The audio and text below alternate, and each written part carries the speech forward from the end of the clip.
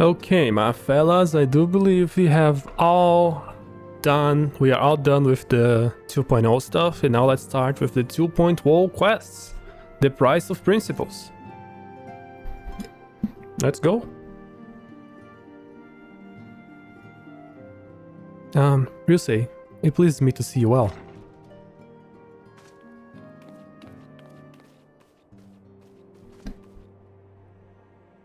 Do excuse me for interrupting, Ryusei. My lady, the gentleman from Asgana Exports has just left. I understand why you didn't want to receive him. You did well, Tataru. Please inform the guards that we will not be receiving any further guests this morning. Thank you, my lady. Bye, Tataru. Ever since we defeated Gaius von Belser and destroyed his ultimate weapon, the eyes of the world had followed our every move, scarcely remembering to blink. Where once we worked in secret with precious few friends and all too many enemies, we are now besieged by benefactors, each one more eager than the last to offer us his complete support. A true embarrassment of riches. Of course, every promise of patronage comes with a price. Some make their intentions known from the start, while others endeavor to engage us more subtly. Dress it how they will, the message is ever the same. We shall help you, but only if you help us. The gentleman Tataru spoke of was more brazen than most. In exchange for certain supplies, he would have us resolve business dispute. Naturally, I refused him, as I have every other merchant of his ilk. Alas, the syndicate overtures are not so easily rejected. Hey, I was grabbing something. When we formed the Science of the Seventh Dawn, it was with the goal of serving Eorzea, not the interests of individual Eorzeans. Our neutrality is fundamental to our cause. In my heart, I know this to be true, and yet, if accepting these offers of patronage could empower us to greater good, might they not grant great consideration? Our Baldesian colleagues have been generous beyond measure, but we cannot expect them to. Forgive me, I did not mean to burden you so. Yet my urge to share this dilemma may not be wholly misguided. But I impose you to consult the others. They are like to have their own opinions on this matter. Yeah, let's talk with the dudes.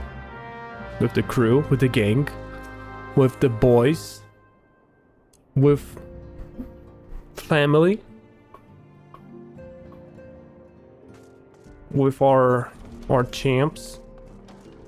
Let's reduce Ibsen sounds again. I don't know why I reduced this. I increased this last time. So annoying. Alright, you guys. Let's start with you, Stola. Recall your meeting with the Admirer shortly after the Luminsons sent word of the summoning of Titan. Then mayhap you also recall my words to our host.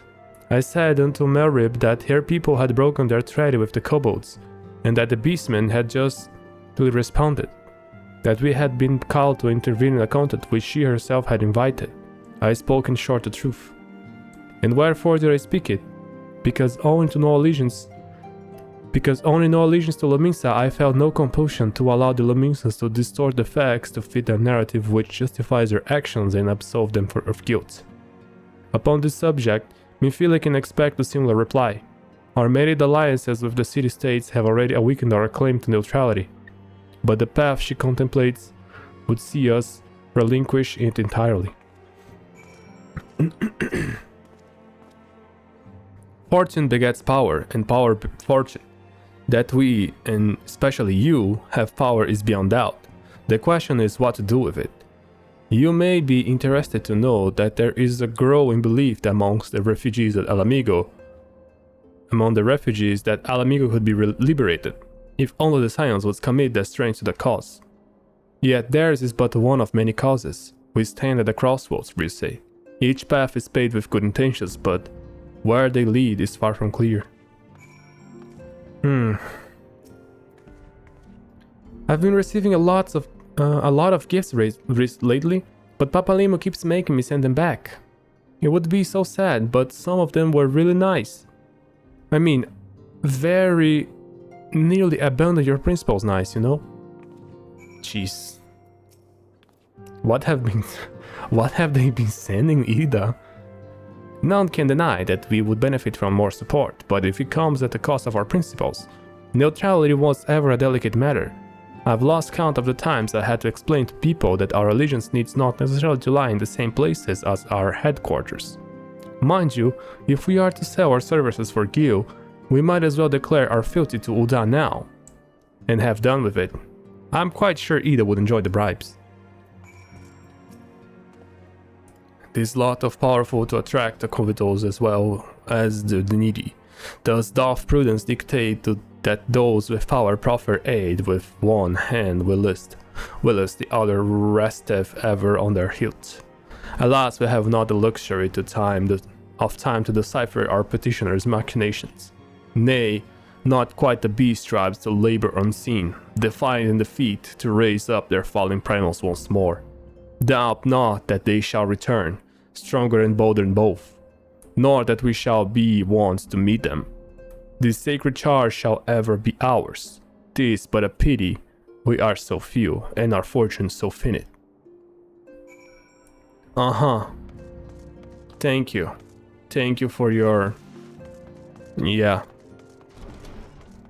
Very nice talking to you, man. Always. Hey, Alfie.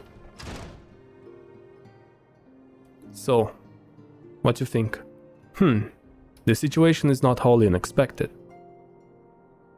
I too have given much thought to organization's future, though it would seem I have reached a different conclusion. Mayhappy this time I made my feelings known to the antecedent.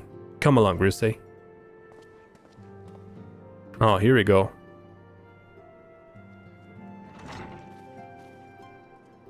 Alfino, Ryusei, is aught amiss? You desire counsel, and so I shall have it. Minfilia, the signs of the seventh dawn must leave Ul'dah. We must what?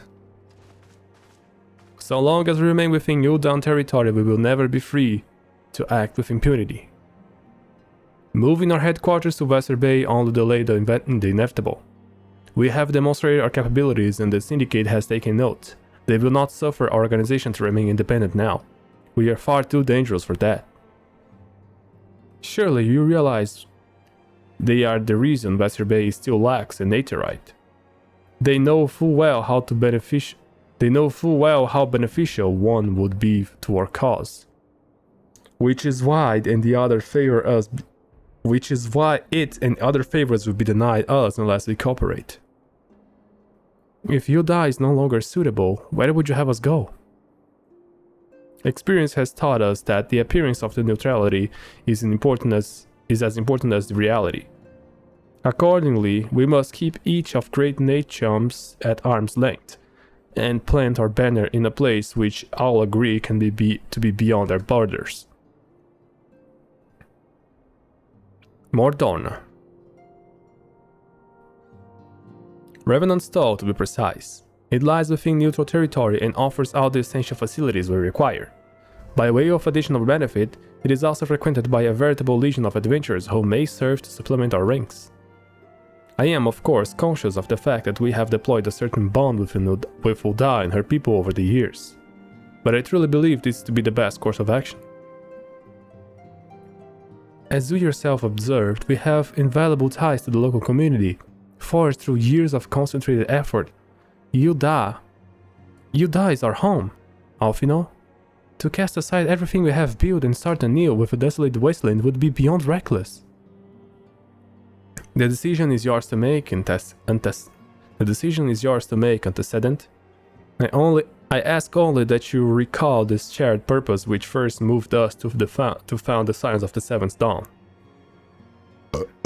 and which moved you to found the path of the 12-eared Dead. We aspire to an ideal, you and I, just as my grandfather did.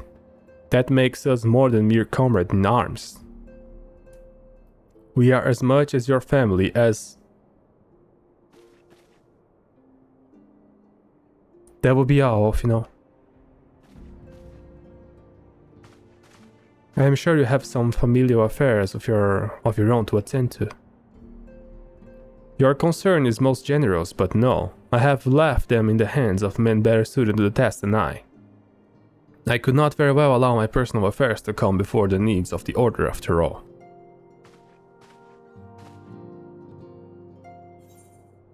Oh wow. I want money. Get the hell out.